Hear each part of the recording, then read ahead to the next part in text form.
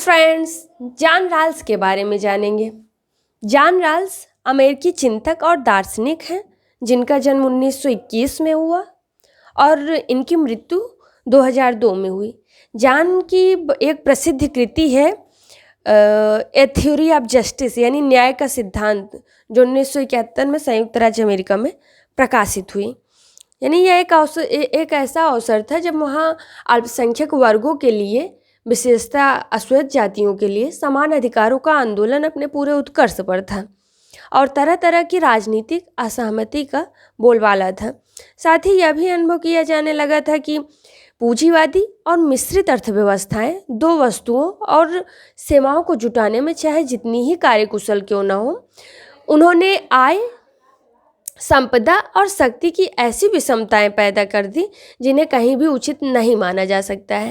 अगर राल्स की कृति में न्याय के अमूर्त और दार्शनिक सिद्धांत को एक ऐसे रूप में उभारा गया है जिसके अंतर्गत अधिकारों और तथा आय और संपदा के वितरण क्षेत्र में नीति निर्माण के लिए ठोस सुझाव प्रस्तुत किए गए हैं। राल्स की जो तर्क प्रणाली रही है न्याय के मूल सिद्धांत में, राल्स ने न्याय के नियमों का पता लगाने के लिए अनुबंध मूलक समाज दर्शन का सहारा लिया। इसके अंतर्गत उसने यह कल्पना की यदि व्यक्तियों को उनकी वर्तमान सामाजिक और आर्थिक परिस्थितियों से पृथक कर दिया जाए और समाज में प्रचलित भेदभाव भी अपरिचित रहने दिया जाए तो वे भावी समाज में अपने हितों की अधिकतम वृद्धि के लिए सामाजिक जीवन के नियमों, सिद्धांतों और संस्थाओं का पुनर्निर्माण किस प्रकार करेंगे। यानी इस काल्पनिक स्थिति को राल्स ने मूल स्थिति की संज्ञा दी और ऐसी स्थिति में लोग परस्पर सहमति से जो नियम स्वीकार करेंगे उन्हें विश्वव्यापी आधार पर न्याय के नियम मान सकते हैं।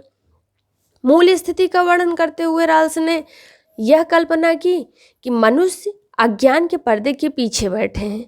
यह एक काल्पनिक स्थिति है जिसमें मनुष्य अपनी अपनी आवश्यकताओं, हितों, निपुणताओं, योग्यताओं इत्यादि से बिल्कुल अनभिज्ञ होते हैं।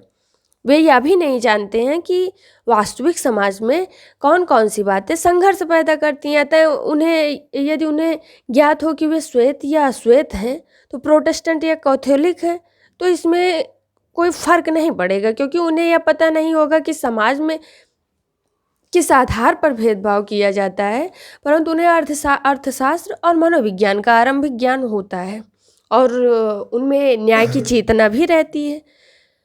राल्स ने मूल स्थिति में जिन मनुष्यों की कल्पना की है वे विवेकशील कर्ता हैं जो न्याय के नियम का पता लगाने के उद्देश्य से परस्पर सहमति पर पहुंचने के लिए एकत्रित होते हैं। वे स्वार्थपरायण तो हैं परंतु अहमवादी नहीं हैं। नैतिक नियमों से बाध्य होने के कारण वे इतने अहम केंद्रित नहीं हो सकते कि सभी प्रकार के स्वार्थ साधन को तत्पर हो जाएं। और दूसरे शब्दों में समझें कि उनकी स्वार्थ भावना पर नैतिक भावना का अंकुश रहता है। वे ईर्ष्यालु भी नहीं हैं। उनका सरोकार अपने अपने लिए प्रारंभिक वस्तुओं की अधिकतम वृद्धि से है। दूसरों की ये वस्तुएं कितनी मात्रा में मिलती हैं इससे उनको कोई फर्क नहीं पड़ता है। और न्याय के मूल सिद्धांत में जो राल्स ने बताया है कि मूल स्थिति के उपयुक्त जो सारे शर्तें रही हैं, चूँकि प्रस्तुत वार्ताकार कोई जोखिम उठाने के तैयार नहीं होंगे, इसलिए प्रत्येक व्यक्ति को यह अंदेशा रहेगा कि वास्तविकता प्रकट होने पर वह अपने आप को हीनतम स्थिति में पाएगा। इसीलिए प्रत्येक व्यक्ति वह यह मांग करेगा कि जो हीनतम स्थिति में है उसके लिए अधिकतम लाभ की व्यवस्था होनी चाहिए।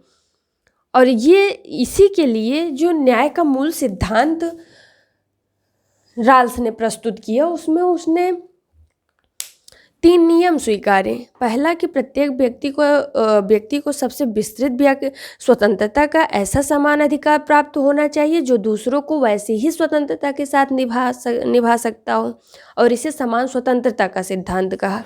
दूसरा उसने कहा कि सामाजिक आर्थिक विषमताएं इस ढंग से व्यवस्थित की जाएं कि इनमें हीनतम स्थिति वाले लोगों की अधिकतम लाभ हो, और इसे भेद मूलक सिद्धांत उसने कहा। जो तीसरा नियम उसने बताया न्याय के मूल सिद्धांत में कि ये विषमताएं उन पदों और स्थितियों के साथ जुड़ी हों जो अवसर की उचित समानता की शर्तों पर सबके लिए सुलभ हो, और इसे अवसर की उचित समानता का सिद्धांत कहा। तो समान स्वतंत्रताओं का जो सिद्धांत है ये जॉन राल्स के मूल सिद्धांत में यानी निहित समान स्वतंत्रताओं को उन अधिकारों के रूप में पहचान सकते हैं जो उदार लोकतंत्री प्रणालियों के अंतर्गत पाए जाते हैं। इनमें राजनीतिक सहभागिता का समान अधिकार और अभिव्यक्ति की स्वतंत्रता, धार्मिक स्वतंत्रता और कानून की समक्ष समानता इत्यादि सम्मिलित किया जाता है। राल्स तो यह भी स्वीकार करता है कि समान स्वतंत्रताओं में केवल इस शर्त पर कमी की जा सकती है कि इसमें स्वतंत्रता की कुल मात्रा में वृद्धि होनी चाहिए, और इसीलिए उसने न्याय के समान स्वतंत्रता सिद्धांत में भी 2 सिद्धांत दिए। एक सामाजिक आर्थिक विषमताओं का क्रम विन्यास, दूसरा उपयोगितावाद का खंडन। जो सामाजिक आर्थिक विषमताओं का क्रम विन्यास है यानी न्याय के दूसरे सिद्धांत के अंतर्गत राल्स ने अवसर की उचित समानता को न्याय की पहली शर्त माना है, और यह शर्त जो है पूरी की जाने के बाद भेदमूलक सिद्धांत का प्रयोग शुरू होता है। उपयोगितावाद का खंडन यानी राल्स ने अपने न्याय सिद्धांत के अंतर्गत उपयोगितावाद के विभिन्न रूपों का विरोध किया है, क्योंकि वह तर्क देता है कि उपयोगितावाद का ध्येय कुल उपयोगिता का अधिकतम वृद्धि है, चाहे उसका वितरण किसी रूप में क्यों ना हो, और इससे किसी व्यक्ति को यह निश्चय नहीं हो सकता कि उसे कितना लाभ होगा। अधिकतम लोगों के अधिकतम सुख का हिसाब लगाते समय समाज के किस सदस्य के सुख की अनदेखी कर दी जाएगी, यह कोई नहीं जान सकता। तो उसने कहा कि यह संभव है कि समाज में एक व्यक्ति को दूसरे का दास बनाकर अधिकतम लोगों के लिए अधिकतम सुख का लक्ष्य पूरा कर सकते हो, परंतु इस प्रक्रिया में किसे दास बनना पड़ेगा यह कोई नहीं जान सकता। तो राल्स की जो न्याय व्यवस्था है उसके अनुसार वह सुखी लोगों के लिए सुख की चाहे कितनी ही यानी सुखी लोगों के सुख को चाहे कितनी ही क्यों न बढ़ा दें, उससे जो है दुखी लोगों के दुख का हिसाब बराबर नहीं किया जा सकता है। तो इस तरीके से उसने उपयोगितावाद का खंडन किया। न्याय के लक्षण की बात करें, न्याय के लक्षण में उसने न्याय समाज का प्रथम सद्गुण है, इसको भी 2 तरीके से बताया, और प्रक्रियात्मक न्याय की प्रधानता बताई। न्याय समाज का प्रथम सद्गुण है, उसमें वह तर्क दिया है कि उत्तम समाज में अनेक सद्गुण अपेक्षित हैं, उनमें न्याय का स्थान सर्वप्रथम है। दूसरे शब्दों में न्यायपूर्ण समाज और उत्तम समाज एक ही बात नहीं है, यानी न्याय उत्तम समाज की आवश्यक शर्त है, परंतु यह उसकी पर्याप्त शर्त नहीं है। समाज में न्याय के अतिरिक्त दूसरे नैतिक गुणों की प्रधानता हो सकती है, परंतु अन्यायपूर्ण समाज विशेष रूप से निंदनीय होगा। यानी न्याय समाज का प्रथम सद्गुण है। इसमें इसने कहा कि न्याय के नियम किसी समाज को जितनी दृढ़ता से बांधते हैं उतनी दृढ़ता से अन्य नैतिक गुणों में नहीं पाई जाती है। अन्य नैतिक गुण प्रशंसनीय हो सकते हैं, परंतु वे न्याय की तरह मनुष्य के लिए बाध्यकर नहीं होते हैं।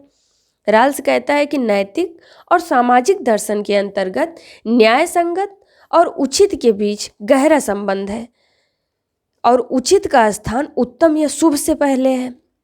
आज के युग में कहीं कहीं शुभ के नाम पर उचित की अपेक्षा कर दी जाती है, जैसे कि बहुमत के लाभ के लिए अल्पमत का दमन हो रहा है, जो कि सर्वथा अनुचित है। जब कुछ आमूल परिवर्तनवादी यह मांग करते हैं कि सामाजिक उन्नति के कार्यक्रम में न्याय के विचार को बीच में नहीं आने देना चाहिए, तो वह समाज को नैतिक पतन की ओर ले जाने का खतरा मोल ले रहे होते हैं। और जब वो प्रक्रियात्मक न्याय की बात करते हैं, जिसको वो 3 तरीके से बताते हैं, पूर्ण न्याय, अपूर्ण न्याय और शुद्ध न्याय, यानी पूर्ण प्रक्रियात्मक न्याय, अपूर्ण प्रक्रियात्मक न्याय और शुद्ध। पूर्ण प्रक्रियात्मक न्याय के अंतर्गत वो कहते हैं कि वस्तुओं के उपयुक्त वितरण को स्वाधीन मानदंड के साथ साथ ऐसी प्रक्रिया भी निहित होती है जो उस लक्ष्य की पूर्ति अवश्य करती है।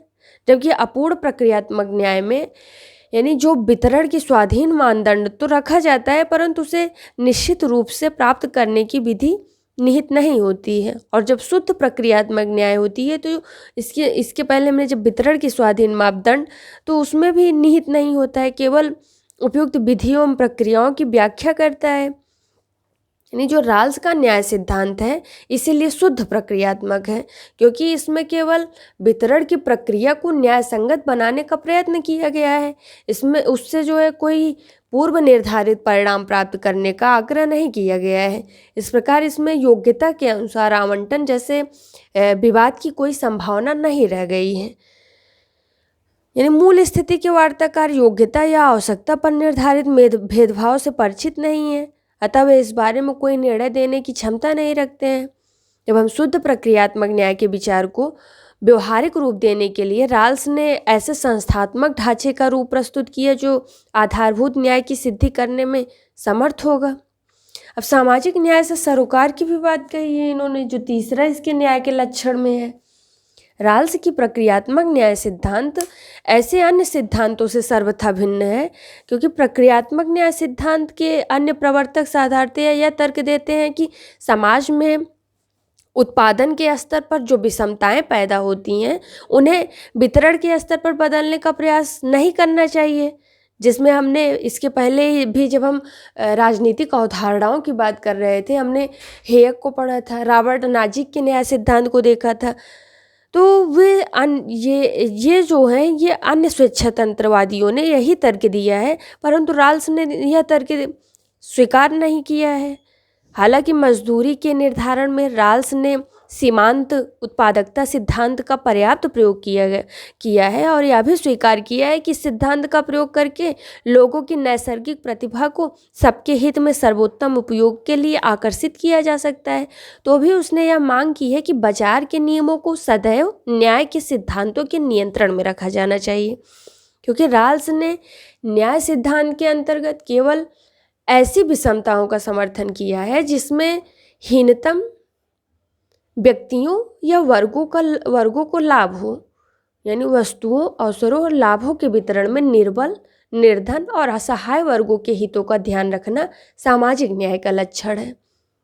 राल्स के तर्क का सार यह है कि विशेष प्रतिभाशाली लोग विशेष पुरस्कार के अधिकारी तभी माने जाएंगे जब वे अपनी प्रतिभा का प्रयोग हीनतम स्थिति वाले लोगों के कल्याण के लिए करें। और इस बारे में राल्स का कहना है कि सामाजिक जीवन को व्यक्तिगत लेन देन का जोड़ नहीं माना जा सकता है। यह परस्पर सहयोग का क्षेत्र है जिसमें अधिक प्रतिभाशाली लोग कम प्रतिभाशाली लोगों के साथ मिलकर ही अपनी प्रतिभा और अवसरों का लाभ उठाते हैं। तो ये रही इनकी सामाजिक न्याय से सरोकार। न्याय की अगर हम इनके न्याय की समालोचना करें, क्योंकि जॉन राल्स की जब हम बात करते हैं तो हम वहाँ न्याय शब्द को सुनते हैं और न्याय को इन्होंने बहुत ही बखूबी ढंग से परिभाषित किया है जो मान्य है। जब हम न्याय पढ़ते हैं राजनीतिक अवधारणा में तो सामाजिक न्याय में जो इनकी न्याय की मूल सिद्धांत है या समान स्वतंत्रता का सिद्धांत दिया है, इन्होंने अपने न्याय में उपयोगितावाद का खंडन भी किया है। तो अनेक आलोचकों ने भिन्न भिन्न दृष्टिकोण से राल्स के न्याय सिद्धांत की आलोचना की है। समिष्टवादियों के अनुसार राल्स का न्याय सिद्धांत परंपरागत उदारवाद यानी उदारवादी पूंजीवादी व्यवस्था के औचित्य की पुष्टि करता है, जिसमें यह माना जाता है कि धनवान लोगों को धन संचित करने की स्वतंत्रता प्राप्त होने पर निर्धन लोगों को भी लाभ मिलता है। इससे धनवान वर्ग के विशेषाधिकारों को कायम रखने में सहायता मिलती है। राल्स ने अवसर की उचित समानता का जो सिद्धांत रखा है उसे कठोरतापूर्वक लागू करने पर भी धनवान और निर्धन लोगों के अंतर को कम नहीं किया जा सकता है, क्योंकि हीनतम लोगों की स्थिति में निम्नतम सुधार दिखाई देने पर यह सिद्धांत भारी सामाजिक आर्थिक विषमताओं की अनुमति दे देता है।